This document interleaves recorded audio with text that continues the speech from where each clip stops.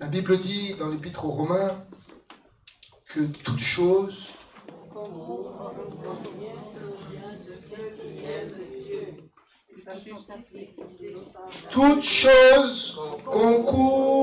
au bien de ceux qui aiment Dieu. Est-ce que tu aimes Dieu? Amen.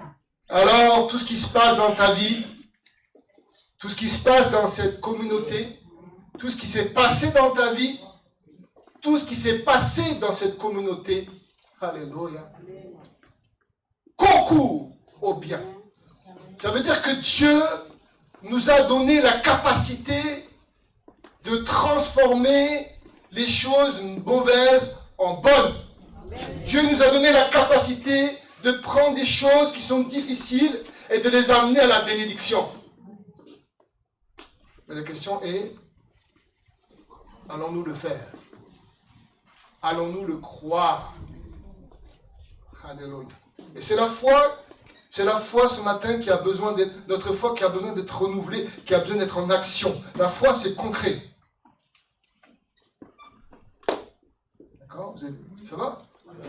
Vous avez la foi que le bâtiment est stable. Oui, vous avez la foi. Vous n'y pensez même pas tellement vous avez la foi. Vous êtes sûr que le bâtiment est stable. Amen? Parce qu'il y a des bâtiments qui s'effondrent sur cette terre. Hein? Vous avez la foi que vous êtes bâti sur Jésus. Vous avez la foi que même si le bâtiment commence à vibrer, à être secoué, que vous êtes dans la foi avec Christ. Christ tient toutes choses dans les mains, dans nos mains, dans ses mains, pardon. Et il nous donne dans les mains les choses. Persévère. Persévère, mon ami. Persévère. Si la bénédiction tarde,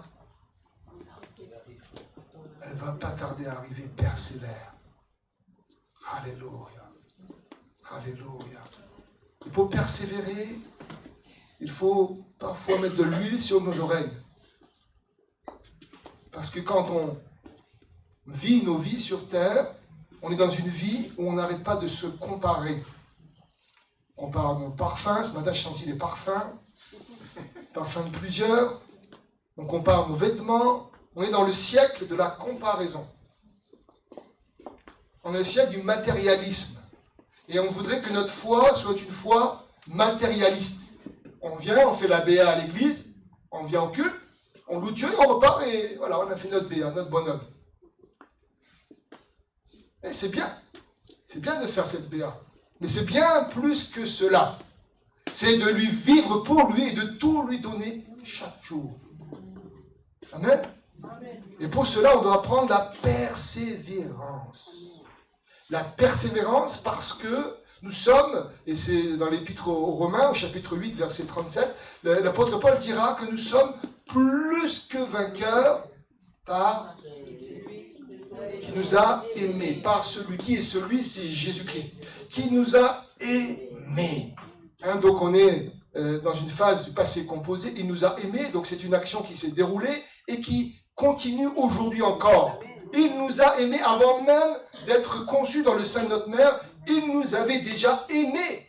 Il a fait le choix de venir vers toi, de venir sur cette terre, parce qu'il t'a aimé. Il a fait le choix de t'aimer. Il a dit, je t'aime, mon enfant.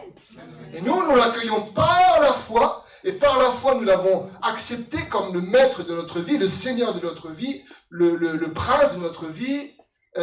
Et par cela, nous sommes qualifiés pour vivre dans son amour. Et qu'est-ce qu'on fait, nous, quand on est dans cette société de matérialisme? Au lieu de marcher par la foi, parfois, on dit, bah, oh voilà, je ne le ressens pas, oh il est loin, c'est difficile. Non, Dieu t'a aimé. C'est un acte qui a été accompli, qui se réalise encore. Il t'a aimé tel que tu es. Et le combat d'aujourd'hui, c'est ce combat de la foi. En fait, notre problème principal, nous on cherche des solutions bibliques, etc. Et c'est bien, mais notre problème c'est un problème de foi, F-O-I. Pas F-O-I-E, hein. F-O-I, c'est un problème de foi. Est-ce qu'on va décider de croire? Est-ce qu'on va décider de prendre position? Est-ce qu'on va décider de résister? Est-ce qu'on va décider de persévérer?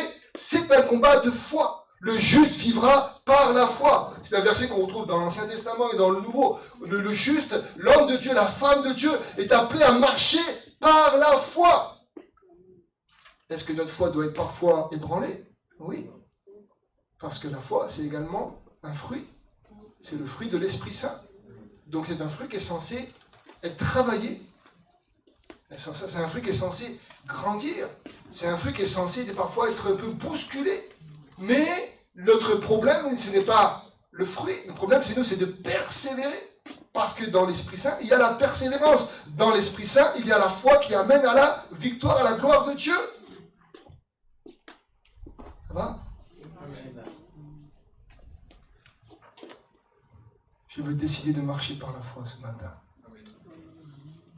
Comme un enfant. Rappelez-vous, Jésus a dit, si vous n'êtes comme des petits enfants, vous ne pouvez voir le royaume des cieux. C'est-à-dire qu'il faut avoir une maturité d'adulte spirituel, mais un cœur d'enfant. Si on a déjà tout compris, si on connaît déjà tout, alors on n'a plus un cœur d'enfant. Un cœur d'enfant, il désire apprendre tous les jours. Un cœur d'enfant, il désire être lui-même pour venir en relation avec une personne. Il vient tel qu'il est, avec ses mots, avec son cœur. Et c'est important pour nous de persévérer avec des cœurs d'enfants, devant la face de Dieu. C'est-à-dire désirer l'entendre, désirer l'écouter, désirer lui laisser cette place qu'il attend dans nos cœurs, la place de l'adoration. Quand on adore, vous vous rappelez, quand Abraham va monter sur la montagne, il va monter pour adorer. Et il va donner ce qu'il y a de plus cher, l'enfant de la promesse. L'enfant que Dieu l'Éternel avait prophétisé, qu'il y aurait une immense descendance comme les étoiles, comme les grains de sable. Et elle est là, cette descendance. Il a prophétisé. Et Abraham n'a pas hésité quand Dieu lui a demandé d'offrir son fils unique, le fils de la promesse, alors que la parole était claire. Il croyait que Dieu pouvait le ressusciter. Et Dieu l'a ressuscité parce qu'il a pourvu, entre guillemets, il a pourvu à l'animal qui est dans les buissons pour pouvoir offrir le sacrifice. Dieu a vu la foi d'Abraham. Dieu cherche un peuple qui décide de croire, pas un peuple qui attend d'avoir le ressenti pour croire. Dieu cherche un peuple qui va décider de marcher, des guerriers qui décident de marcher. Rappelez-vous, quand les espions vont visiter la terre de Cana, combien sont rentrés en Cana? 2. Combien étaient pour aller visiter? 12. Donc, il y a une grande partie qui ont été disqualifiés. Pourquoi? Parce que certains marchaient dans la vue, alors que la promesse, au lieu de marcher sur la parole de Dieu, de croire en la parole de Dieu, que Dieu avait promis la terre de Canaan aux ancêtres depuis longtemps. Il avait promis cette terre à son peuple. Mais comme ils ont vu des géants, entre guillemets, humains, plein de peuples divers, il y avait plein de peuples sur la terre de Canaan, le peuple a été influencé par cela. Et donc, c'est Josué qui était rentré? Et Caleb, merci. Voilà, je vous aide. Josué et Caleb ont marché par la foi, ont décidé de croire en la parole de l'Éternel. Et c'est un combat, c'est le même combat que nous menons chaque jour. Est-ce qu'on va décider de marcher par nos ressentis, par nos émotions, ou je ressens que, ou je pense que... Et des fois on fait comme ça. Je sens que... Je m'ai pas dit ce matin, je sens que... On fait comme ça, nous les humains, on est comme ça. Ça c'est, ok, un ressenti, mais est-ce que je dois marcher par le ressenti, ou je suis appelé à marcher par la foi pour rentrer dans le pays promis? Et c'est pareil pour toutes nos épreuves, pour tous nos combats. Vous avez vos combats. J'ai mes combats. Nous avons nos combats individuels, on a nos combats collectifs, de famille. Mais on a nos combats. Nous sommes des guerriers sur la terre. Nous sommes des soldats. C'est pour ça que l'apôtre Paul prendra dans Éphésiens 6 l'armure du soldat romain, qui était un soldat qui côtoyait au quotidien. Il prend cet exemple de l'armure du chrétien. Et il précise qu'on ne lutte pas contre des hommes et des femmes. Hein, si on luttait contre des hommes et des femmes, Dieu nous demanderait de nous muscler, de prendre des armes, d'aiguiser nos armes. Non, on ne lutte pas contre des hommes et des femmes. Et il nous demande de quoi? Il nous demande de persévérer dans la prière et de revêtir des armes défensives et offensives. Et il nous demande surtout de marcher par la foi et puis de libérer la parole de Dieu. Hein, d'accord? De libérer l'épée et l'épée de la parole de Dieu. Et souvent, on est beaucoup dans la défensive dans notre relation, notre vie chrétienne.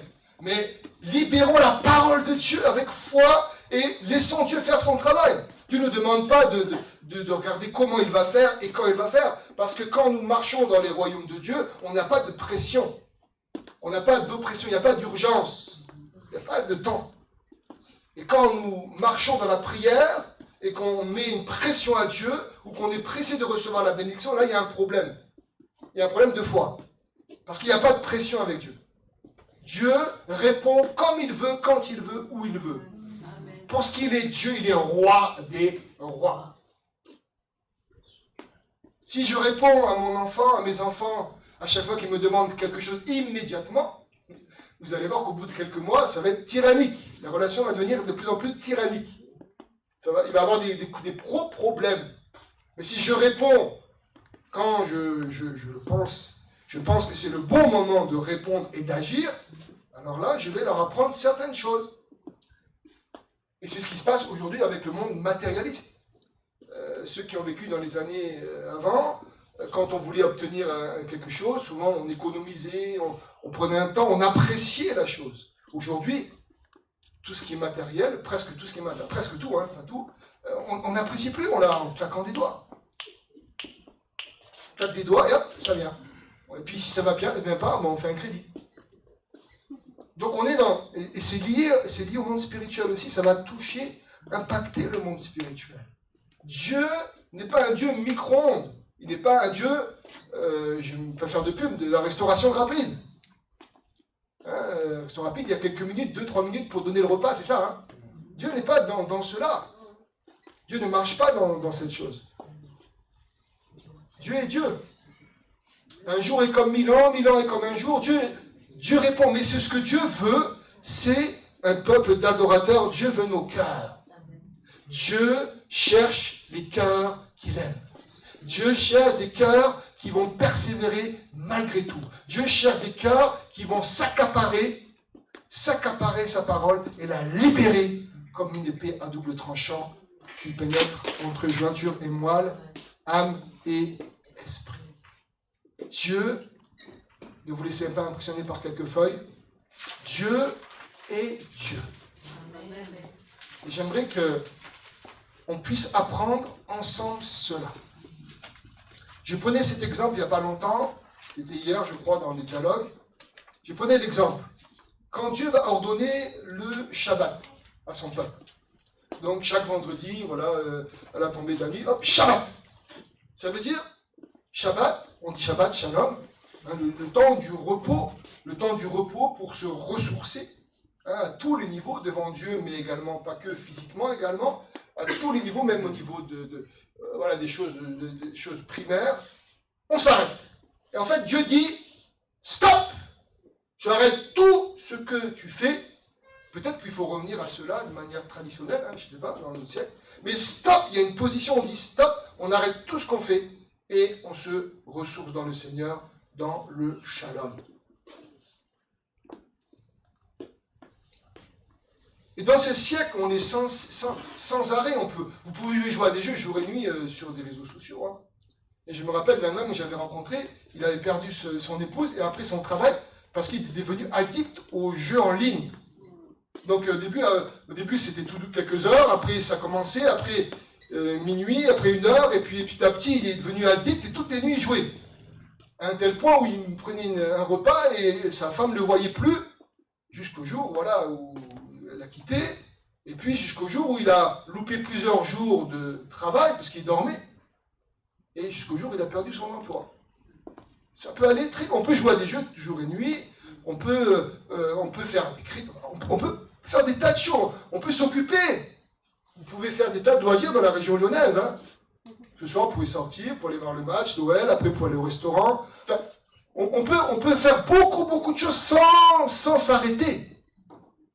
Mais la question est, qu'est-ce que Dieu veut dans nos vies? Qu'est-ce que Dieu veut pour nos vies? Qu'est-ce que Dieu veut faire dans nos vies? Quelles sont les priorités et la priorité de notre vie? Ça va? Je pourrais penser à des voyages au loin, on pourrait penser à des tas de choses. Mais qu'est-ce que Dieu veut? Qu'est-ce que Dieu désire? Dieu désire un peuple qui, premièrement, marche dans la foi et se laisse renouveler, ressourcer dans une foi vivante et vraie. Une foi où il y a l'assurance. La foi, Hébreux chapitre 11, verset 1, c'est une ferme assurance dans les choses dans les choses qu'on espère. C'est une ferme assurance. Parfois, on entend beaucoup de bruit dans nos églises, diverses, pas ici parce qu'ici elle est parfaite, mais dans d'autres églises, on parle fort, on crie et tout, pas nous, pas chez nous. Mais qu'est-ce que la foi? Est-ce que vraiment il y a la foi? Même nos cris des fois peuvent bloquer, peuvent faire en sorte que ce sont nos peurs qui sont masquées. Même des fois, de chercher à avoir des réunions tous les soirs de la semaine, ça peut même cacher des peurs, ça peut même cacher nos peurs. Oui, je parle.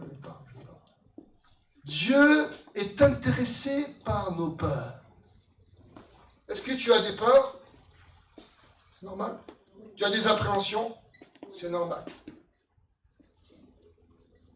Est-ce que tu as des doutes? Parfois?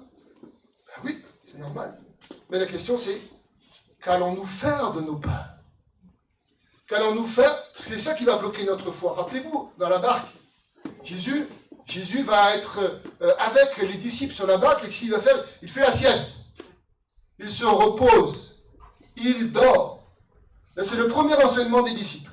Et là, au lieu de comprendre que Dieu est avec eux dans la barque, de saisir que le Dieu de gloire est dans la barque, ils le savaient en plus, humainement, ils le savaient dans leur cœur, mais la vue et les émotions de la barque qui tanguaient, qui commençaient à se remplir d'eau, ont fait en sorte, au lieu de prendre autorité et de proclamer que tout va bien se passer et de prendre autorité sur la nature, ils vont réveiller Jésus. Et qu'est-ce que Jésus va leur dire?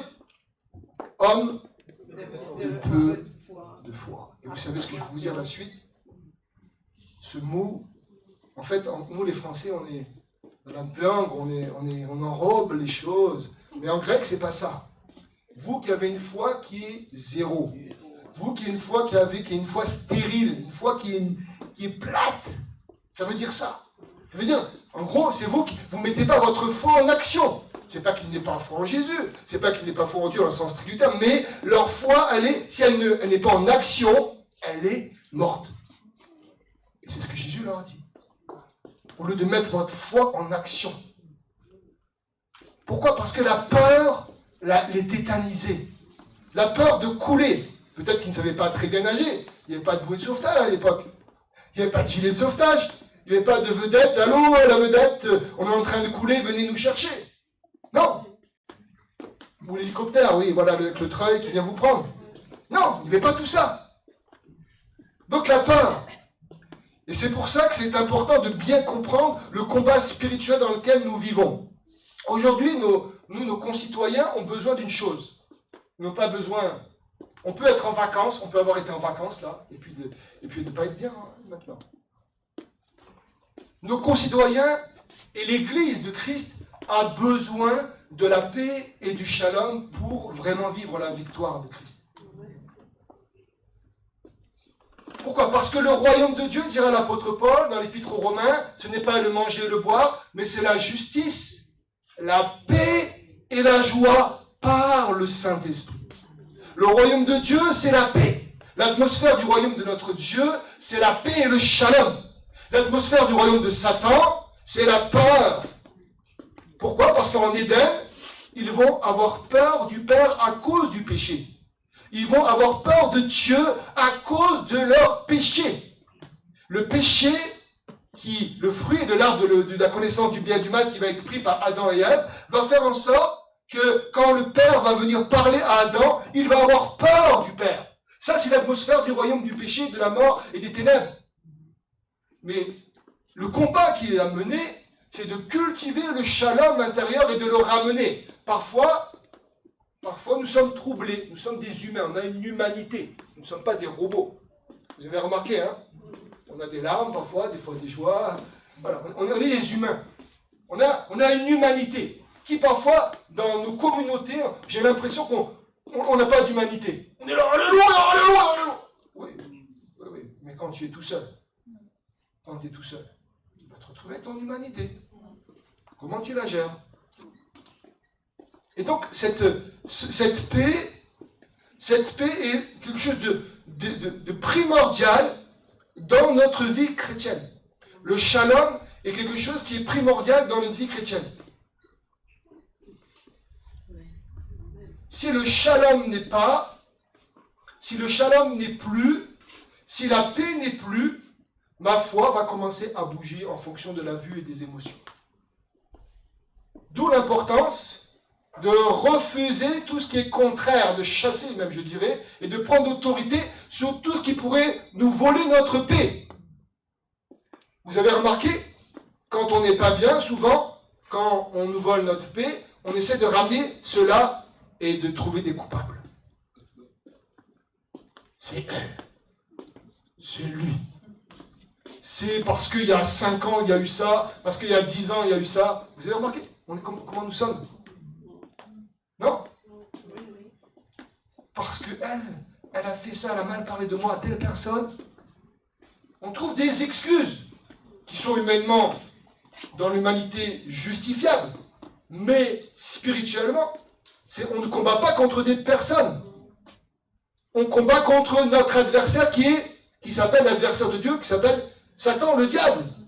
Et c'est lui qui veut voler notre paix. Parce que sa mission, c'est de voler notre paix pour nous tuer spirituellement, pour nous bloquer spirituellement, pour nous empêcher de libérer la foi et de rentrer dans le royaume de Dieu.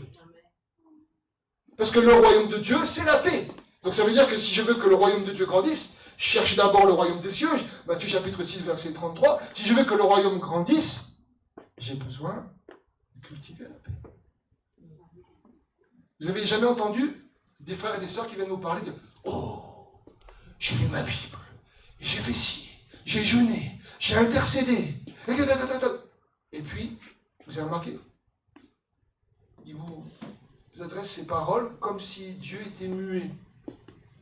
Comme si Dieu était pas là, ou plus là.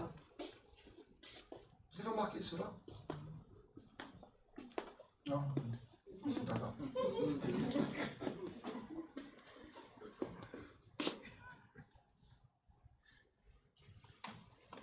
Shalom, paix, quiétude. C'est ce que Jésus a accompli à la croix. Ça s'appelle, on retrouve la paix, on retrouve cela dans le fruit de l'Esprit Saint, dans Galates chapitre 5, verset 22. Le Père désire que ce fruit évolue, grandisse, porte encore davantage de fruits. Mais ça commence dans l'amour. Tout l'amour et la paix est lié. Plus je m'abandonne, plus j'adore Dieu dans son amour, plus son amour grandit en moi et plus sa paix grandit en moi. Pourquoi? Parce que Dieu, l'épître de Jean nous dit que Dieu est amour. Il n'est pas comme les hommes qui aiment en fonction des circonstances. Combien de fois j'ai dit à mon épouse que je l'aimais en toutes les années de mariage, et puis on se rend compte que c'est assez humain. Des fois, est-ce que vraiment l'amour est humain et divin? Je ne sais pas. L'amour divin, il n'y a pas de condition. Il est inconditionnel. L'amour humain, il amène toujours des conditions, mais qui sont masquées.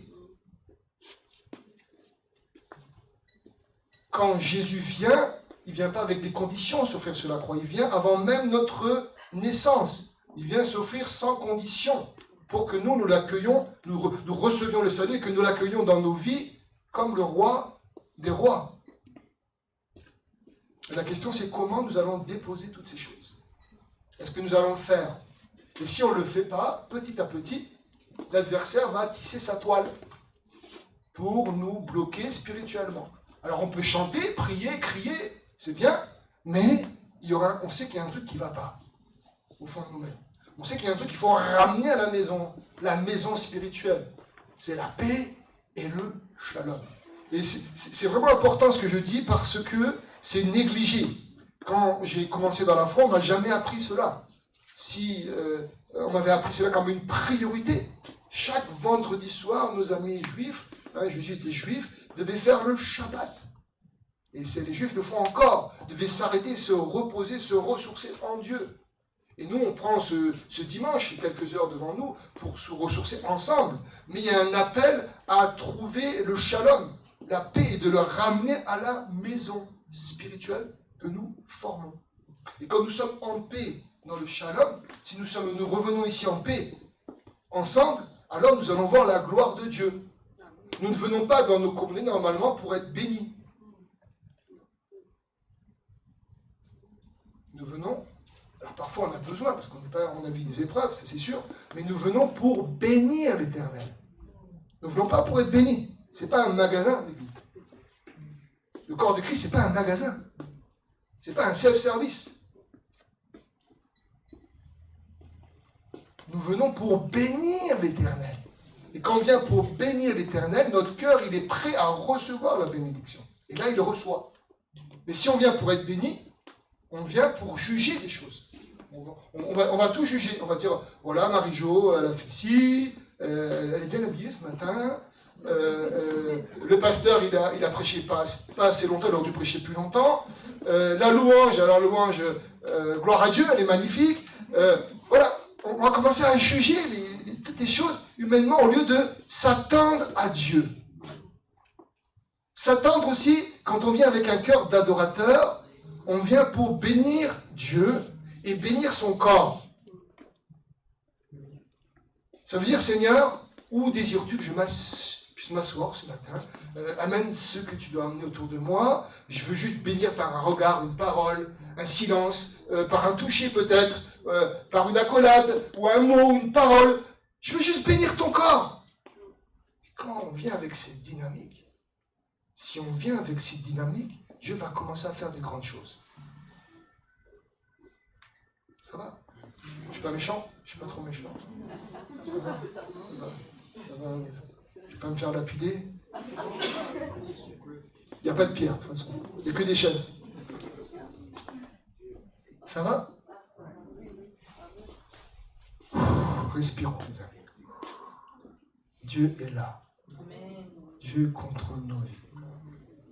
Tous les hommes de Dieu ont vécu des moments délicats.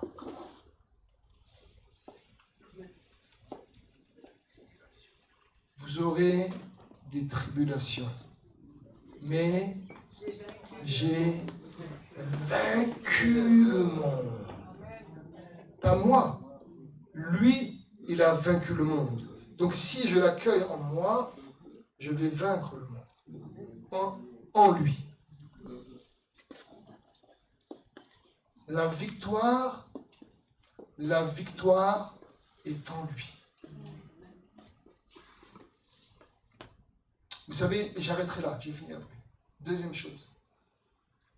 Notre foi est très, très, très matérialiste.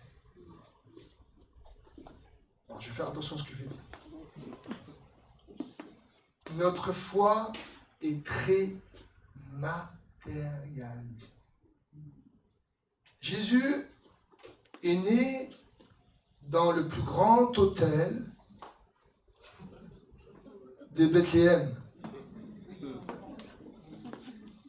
avec jacuzzi, piscine, 2 masseuses jour et nuit, avec des couches, avec des super cotons. Jésus est né dans des odeurs bizarres. Vous avez déjà été dans une étable qui est fermée? Allez dans une étable qui est fermée. Il y a des odeurs pas bonnes. Les animaux transpirent, ils amènent leur chaleur. il n'y avait même plus de place pour lui dans les beaux hôtels ou les pseudo-hôtels. Il est né, je vais parler au XXIe siècle. On est au XXIe siècle.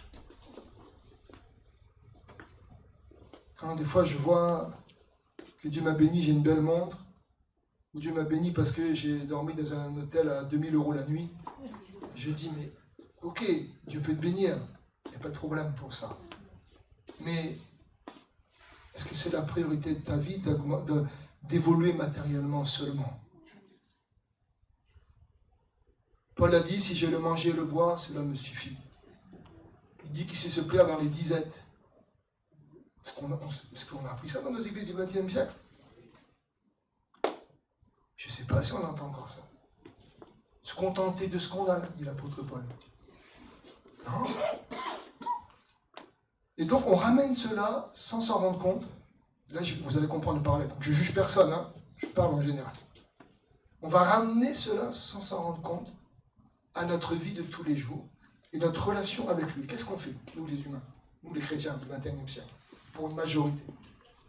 On veut que nous bénisse selon ce que nous on pense et selon surtout nos critères d'apparence extérieure. Nos critères d'appartenance. On appelle ça.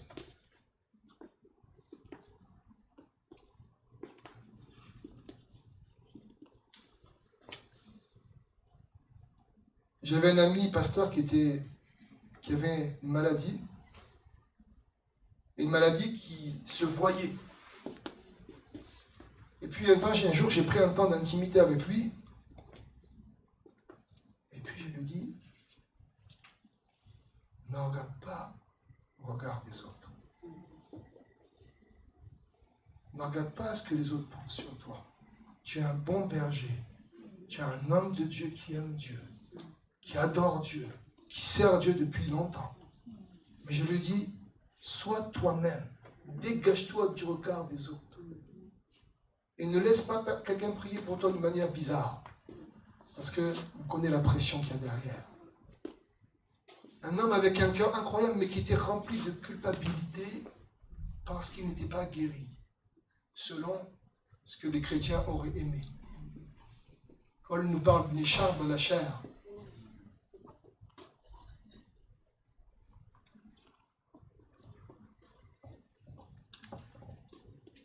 C'est très important ce que je dis pour vous dégager d'une forme de pression du regard des autres.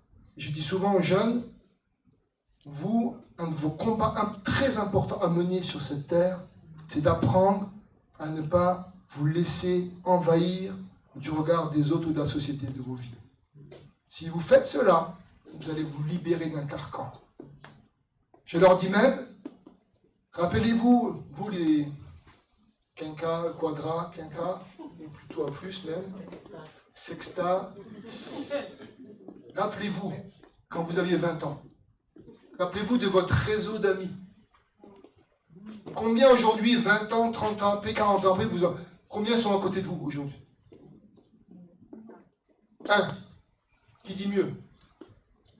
Il n'y a pas de mieux. Un seul n'est pas mieux que un. Plus, pas plus. 5, 10. Autour de vous aujourd'hui au quotidien. Hebdomadairement. Combien? À part ton mari. Il n'y a pas beaucoup. Et vous vous êtes concentré sur le regard d'un groupe ou d'une société ou d'un groupe d'individus pour aujourd'hui, 20 ans, 30 ans après, presque ne plus les revoir. Vous voyez qu'en fait c'était vanité, des vanités. Vous avez tout fait pour appartenir à ce groupe, à vous conformer.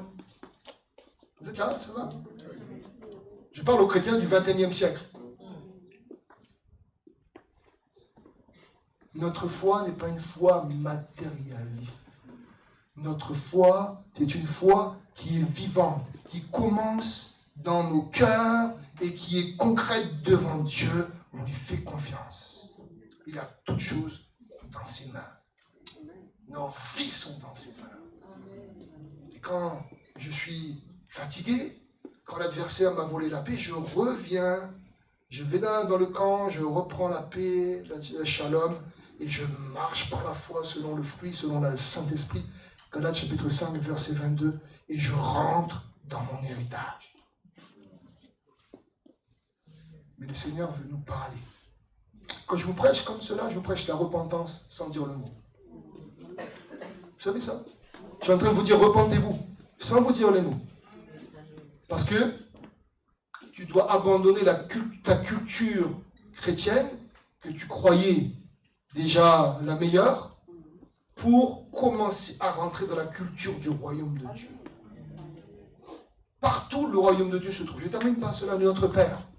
Notre Père qui est aux cieux, qu'est-ce que dit Jésus? Jésus, le Fils de Dieu. Notre Père qui est aux cieux, que ton règne vienne. Donc en grec, c'est le royaume. C'est le basilia. Que ton royaume vienne. Il vient comment le royaume? Il vient à travers les enfants. Ces enfants qui croient qu'il est le roi des rois, qui renouvellent leur foi, qui ont une relation avec le roi, pour amener l'atmosphère du royaume. Et l'atmosphère du royaume de gloire, ça commence par la paix et la joie. La justice. On est justifié de nos péchés. On est justifié par le sang de Jésus. On est justifié par la puissance du nom de Jésus-Christ, par la croix de Jésus-Christ, qui amène, ce n'est pas le manger et le boire, mais c'est la justice, la paix et la joie par le Saint-Esprit. Alors Saint-Esprit, merci ce matin. Te disons merci pour la puissance de ton nom, Seigneur. Il n'y a pas de nom plus grand, plus merveilleux.